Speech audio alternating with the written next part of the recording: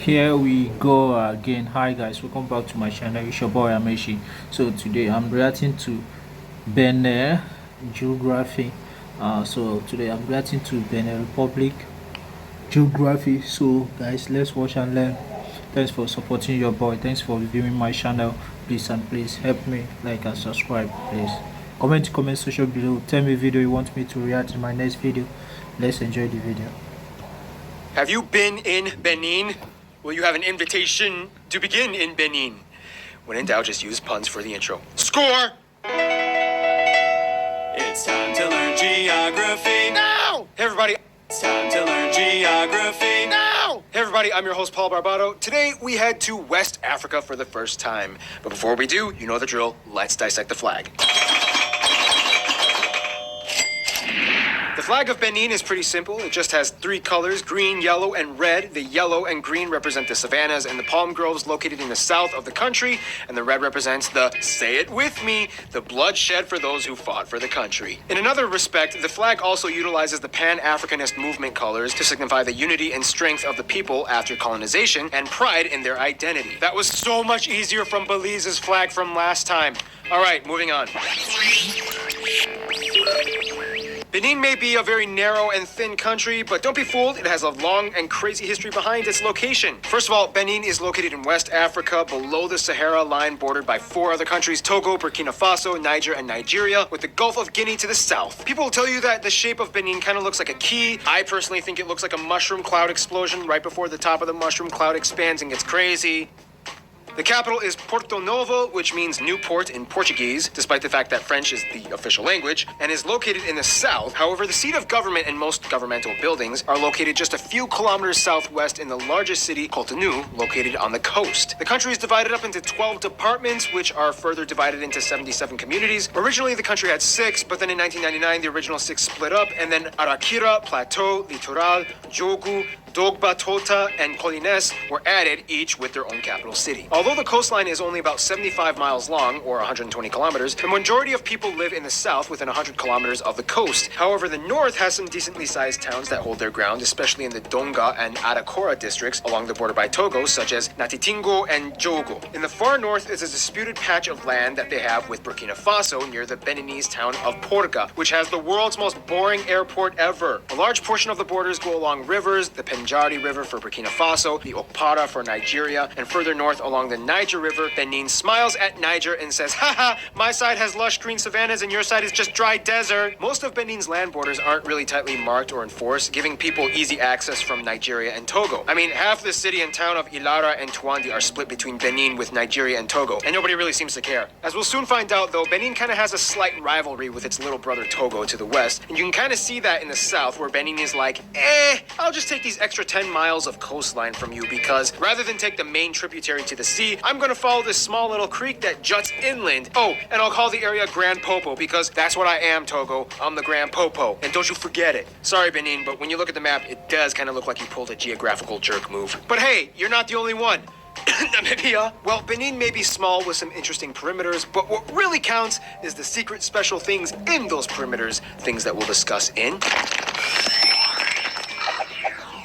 All right, we connected the dots, and now let's color in this slab of sovereignty, shall we? Benin's landscape is generally flat for the most part. The country gradually slopes a little bit upwards the further north you go until you reach the Atakora mountain range along the northwest border with Togo. With the highest point, Mont Sokbaro, at only about 650 meters or 2,200 feet above sea level, being in this area. However, generally there are 4 main geographical areas that divide up this country. The low-lying sandy coast with marshes and lagoons connected to the ocean, the plateaus with valleys and rivers where the majority of ecoregions and nature preserves are found in, and then you got the flatlands with the dry savannas and rocky hills further north, and finally the Atakora mountain region in the northwest. Here's the thing, Benin kind of has 2-ish separate climates, the south and the north. The south is generally hot and humid year-round and gathers most of the rainfall. However, in the north, the closer you get to the Sahel... Oh wait, I have to explain what the Sahel is. The Sahel is basically this area of northern Africa, which is kind of like the transition region between the Sahara and the semi-arid savannas that are trying to like hang on for dear life and not become a desert. It's like a desert savanna battlefield. Join me, Savannah. Become one with the desert. No, I want to drink some water and like grow plants. Y'all deserts, out of my face. Out of my face. So anyway, Benin is located right here, right below the Sahel line. This means that as the Sahel and Sahara are battling it out, the north part of Benin gets some of the backlash in the form of a dry wind called the harmattan. This wind dries up the grass and vegetation annually and leaves a veil of dust that hangs over everything. This is also the season where farmers burn the brush to help nourish the soil for next year's harvest. Speaking of which, Benin is, as many African nations are, an agriculture-driven economy in which food items and cotton make up the majority of the GDP. However, they do have one secret weapon: gold. Locked away in the veins of the Adakor Mountains, close to the towns of Kwatena and Chantangu, is Benin's largest gold mines, which in recent years has contributed to as high as around 20% of overall exports, mostly from foreign investors like China and the European countries. See, that would have been a great transition for the friend zone, but we have to follow the format again. Here's demographics.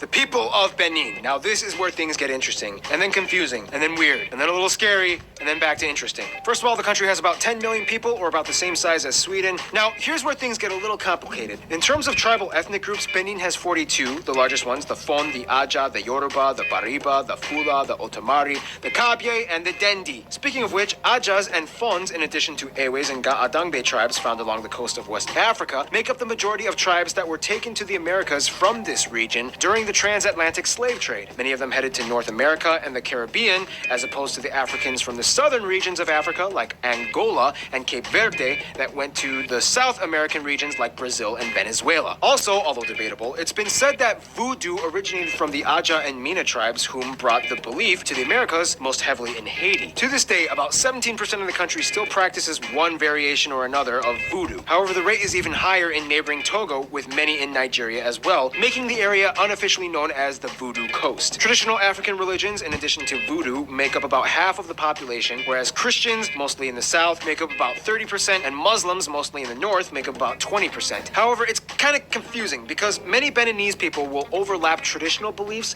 with Christianity and Islam. Nominally, about 42% identify as Christian. However, doctrinally, it's more like a 12% fusion Christianity compromise buffer zone, and the same goes for those who claim to be Muslims. Although small and less than 1%, the majority of the white population in Benin are mostly Christian missionaries who provide aid and long-term assistance such as economical and medical help, as well as a few French nationals and their families left over from the former years before Benin gained their independence from France. Now, we don't talk too much about history here, but in order to understand the people of Benin, you kind of have to understand where they came from. Eventually, the Fon people set up the Kingdom of Dahomey in the 17th century, and they were a very militaristic people group, sometimes referred to as Black Sparta, in which they even instituted a female soldier corps called the Ahosi. Eventually, the Portuguese came in, and the kingdom did business by selling war captives as slaves to the Portuguese. After the slave trade died down in the late 1800s, France swept in and nabbed the area, recalling it French Dahomey. Finally, in 1960, France let go and gave them their independence. So, as you can see, Benin kind of has both a Portuguese and French-influenced past. Now, this is where things get a little strange. Remember in the Albania video, we talked about the Sino-Soviet split? Albania actually decided to side with China and not Russia, which may have been a bad decision. The reason being because that made China Albania's only ally in the world. Oh man, the quality was so bad back then. I tried being my own cameraman and I didn't even have any audio equipment. Anyway, during the 70s, Benin for a short period of time was actually under a Marxist-Leninist-based republic, and kind of like Angola, remember? Benin was the only country in West Africa to do this, and it kind of shocked the world. It all had to do with this guy, Mathieu Kerekou. If you want to know anything about Benin, you kind of have to know this one guy. Long story short, he ran the country with an iron fist.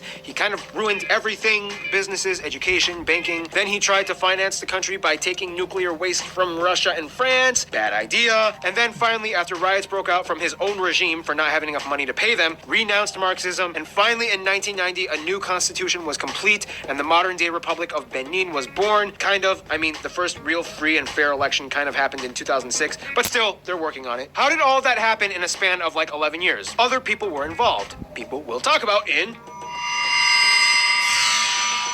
Benin has a quirky, unexpected history in friendship. First of all, like mentioned before, they have historical ties to both Portugal and France. However, ties with France are much stronger as the country didn't engage in slave trading and the language became official. Nonetheless, most Beninese people take a meh approach to the French, not really enamored by their presence, but at the same time not dwelling on the drama of being occupied in the past either. After independence, Benin took a strange move and decided to side with the Soviets. After independence, the USSR jumped in and coaxed Benin by being one one of the first to recognize their sovereignty. They built up relations fast and sent ambassadors, and finally, that's when Mathieu Kérékou started a military coup and took over, driven by Soviet-influenced Marxist ideologies, to rule the nation. Various cooperation treaties were signed, the Russian Navy had a port in West Africa they could use, and even after the dropping of Marxism in Benin and the fall of the Soviet Union, the newly established Russian Federation still maintained good relations and ties with Benin. Togo is kind of seen as like the weird little brother that Benin kind of rolls their eyes at. Culturally and historically, they've been close through thick and thin. They both speak French and were part of the French Empire, although Togo was under Germany for a while. And they both share some of the same tribes, like the Aja and the Mina tribes. Nonetheless, Benin considers themselves very different as a whole and claims Togolese people are way too superstitious, especially in the large population of voodoo adherents, with the strange rituals and even building things like a temple devoted to snakes. When it comes to their best friend, however, more or less, Benin would probably say Nigeria. In fact, Benin depends on Nigeria for the majority of its export sector and trade. Parts of Benin were historically part of the Nigerian Yoruba tribe Oyo Empire, and to this day, tons of Yorubas live in Benin. In conclusion, as small as the country is, Benin's story is gigantically laden with empires, kingdoms, colonies, and gold. Keep writing that story, Benin.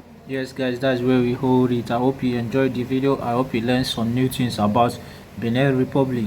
So guys, help me like and subscribe to my channel. So comment in comment section below, tell me any video you want me to react in my next video. Peace out.